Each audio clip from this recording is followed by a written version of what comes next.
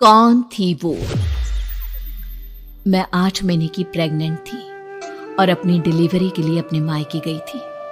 माँ ने मुझे फोन पर बताया, घर के पीछे की तरफ जो खाली जमीन थी ना, वहाँ पर एक नया कमरा बनवा लिया है। इतने सालों के बाद जैसे ही अपने घर में कदम रखा, कुछ अलग सा लगा।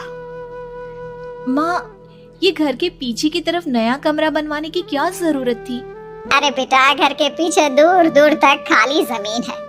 तेरे पापा को कई दिनों से लग रहा था कि यहाँ पर एक कमरा बनवा लेंगे तो ताजा हवा मिल जाया करेगी। अब तो ये सब छोड़ और चल जल्दी से दूध पी ले। माँ, मैं थोड़ी देर में पी लूंगी, आप सो जाओ। मैंने दूध का गिलास उठाकर उस खिड़की में रख दिया। पता नहीं कब आंख लग गई। अचानक से खिड़की के पल्लों के खड़कने की तेज आवाज आई। दूध का गिलास धड़ाम से जमीन पर आ गिरा। जमीन पर गिरते ही दूध का रंग लाल हो चुका था। मैंने खिड़की से झांक कर बाहर देखा। चारों तरफ धुप अंधेरा था। उस अंधेरे की तरफ से कुछ आवाजें आ रही थी, जैसे छोटे बच्चे आपस में खिलखिलाकर मस्ती कर रहे हो।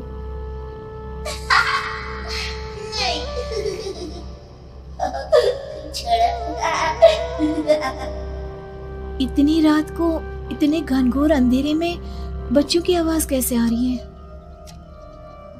घड़ी में वक्त देखा तो ठीक 12 बजे थे। देखकर मैं सन्न रह गई। बुरी आत्माओं और भूतों की कई कहानियां मैं सुन चुकी थी।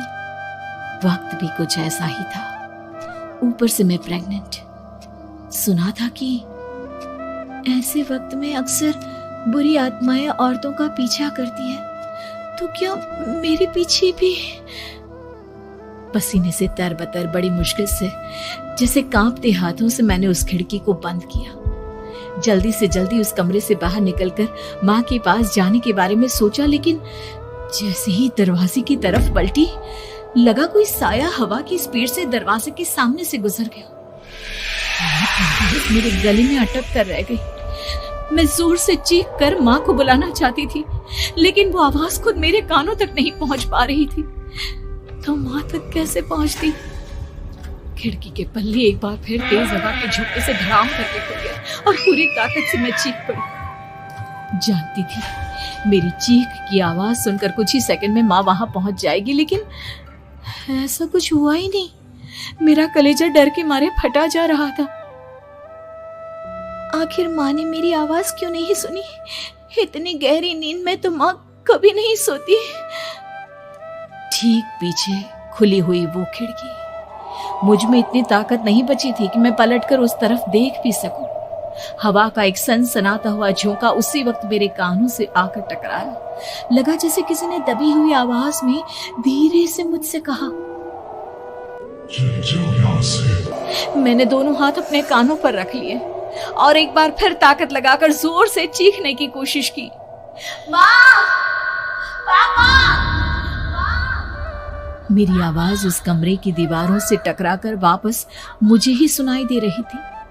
जितनी ताकत के साथ मैंने चीखने की कोशिश की थी, कुछ ही देर बाद उससे कहीं ज्यादा तेज और दर्दनाक चीख मुझे सुनाई देने लगी। ये आवाज ठीक मेरे पीछे खिड़की से आ रही थी। वो आवाज मेरे कानों में पिघलते हुए लोहे की तरह गिर रही थी। उन आवाजों में हैवानियत थी। वो आवाज़ें किसी इंसान की नहीं है, इतना मैं समझ चुकी थी। कांप रहे हाथों से मैंने अंधेरे में कुछ ढूंढने की कोशिश की। तभी अचानक मेरा हाथ बेड पर रखी टॉर्च पर पड़ा। किसी तरह ताकत लगाकर टॉर्च का बटन ऑन किया, लेकिन ये क्या? सामने दरवाजे पर 3 छोटी लड़कियां खड़ी हुई थी।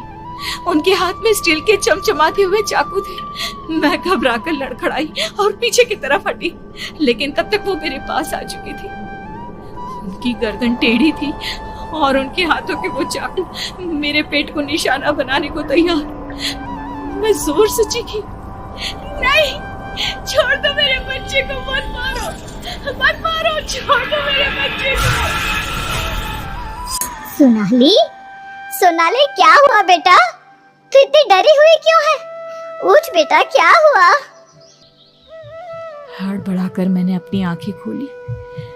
देखा तो दिन निकल आया था। माँ मुझे जगा रही थी।